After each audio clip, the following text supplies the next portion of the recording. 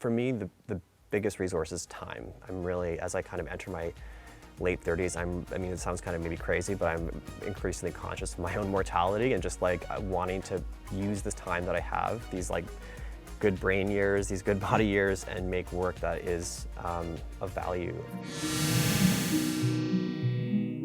Hi, I'm here with Jordan Tannahill, the author of the book The Listeners, which he has now adapted himself into a television series. Welcome, Jordan. So good to be here. How are things? Good, yeah. Like just thrilled to be here with listeners and talking about it with you. And I was just remarking on this amazing Super Queeros mug, which I have in my kitchen.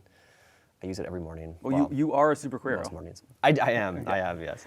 and rightfully so. Let's get into it. Let's talk about The Listeners, which is a series, but obviously adapted from your book of the same name, a book that broke my brain when I read it in 2021, and I was reminded of that when I watched the series, which is fantastic. Oh, thank you so much. To start, we could get into sort of where this story came from. Obviously, it's about a woman, Claire, played beautifully by Rebecca Hall in the series, who starts to hear a hum that no one else can hear, but it's obviously a lot more than that. Do you want to just talk a little bit about what this story is at its core and where it came from inside you? The hum was something that I originally heard about. Actually, it was kind of a local story. I heard of the Windsor hum initially, which is an actual hum that was afflicting residents of Windsor, Ontario for many years.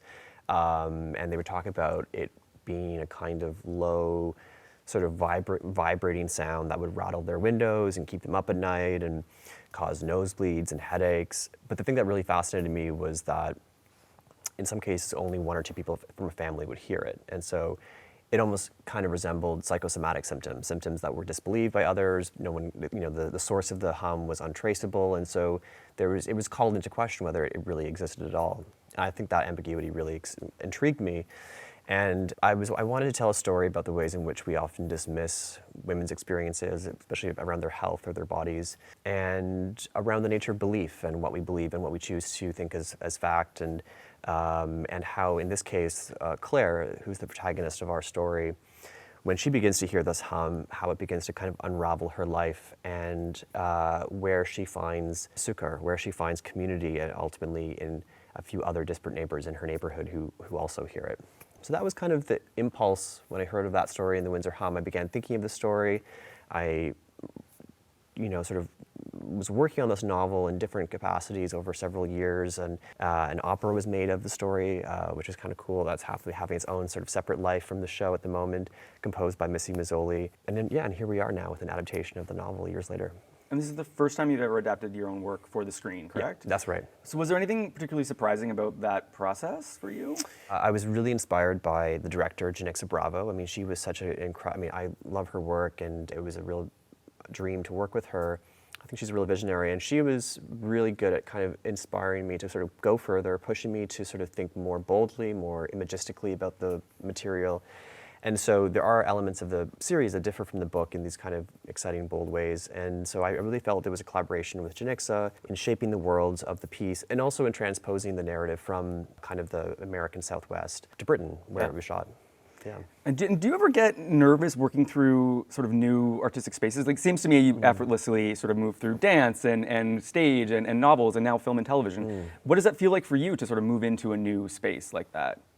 It was definitely an education writing for TV and sort of understanding the sort of iterative process of television writing, draft after draft after draft, and how it's really changing right up into while as the camera's rolling. We're still, making little edits and tweaks. So it felt like a very dynamic process for me, which is not so unfamiliar as a playwright. There's an element of that's the case in theater. But yeah, it was a wonderful education, and also, it was always something I was curious about. I think I've always followed my curiosity, and as it's led me through different mediums, whether, as you said, dance or theater or novel writing. And I think I was just always curious about how TV was made, and it was a great experience getting to do it.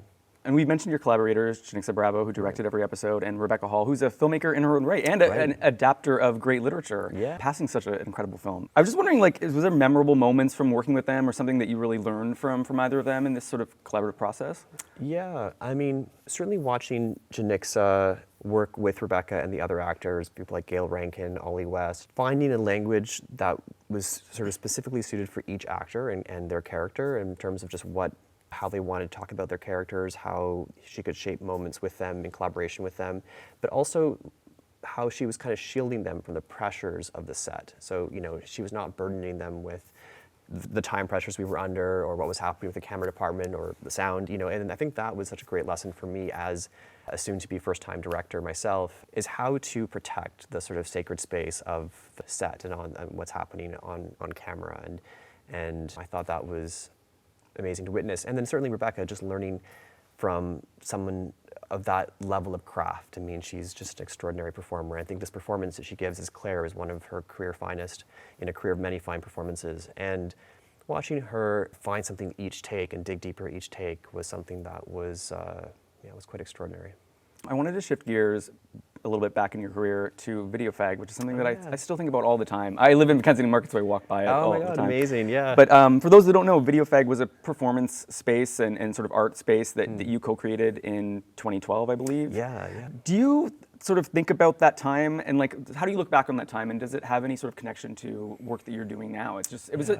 Basically you shifted the counterculture in the city through that, and I think it still has a legacy. Oh, thank you so much, Peter. That's so sweet. I think about that time often, and it was so formative for me and for William Ellis, who I made the space with. We were partners at the time, and we lived behind it. It was essentially this barbershop that we turned into this kind of performance space and a little cinema and gallery. And I think what was really important for us, it was purely about community and just experimentation and trying to support artists who maybe weren't getting shown elsewhere and helping them take risks. And I think that, having lived in London and living in New York, it feels like a lot of artists are on a kind of track the moment even before they go to university. It's like, got to get to this school and got to get this residency and then got to get programmed here or published by this place. And that was just never our concern here. It was just like we weren't making art for those reasons. We were just making art for the hell of it and for supporting our friends and being inspired by each other. And I think, I don't know, I really value that now. I think it has really shaped what I kind of focus my priorities on, about following a kind of curiosity as opposed to an ambition, and really just sort of valuing collaborators and risk taking. And so I think about Video Fag very, very fondly, and I'm excited and hopeful that other generations of artists are making similar spaces for each other in the city. About that, I think about it in part because it's just the queer joy and queer community, as you mentioned, that it brought. I feel like that's very rare and also very needed right now. How do you manifest that in your life now? And do you have any sort of advice for people who are trying to create something like that? Yeah, I mean, I think there were a number of factors that allowed us to do that at the time that make it a lot harder to do now. I mean, one being just rent. I mean, it's just pricier. Toronto's getting very expensive. And I do kind of more in so many wonderful spaces that did shutter during the pandemic that haven't reopened. And I think we're still kind of recovering from that time. But whether it's a storefront, whether it's a basement, or whether it's an existing space like a church or a community hall or whatever, I think space, physical bricks and mortar space is still so vital for queers, for artists. Everything's, I think we live in such an online way now. We sometimes devalue the importance of just being together in a shared space and what that kind of generates in terms of creativity. And wherever you can find space, whatever resources you can muster, do so. And it's amazing what can be created from that.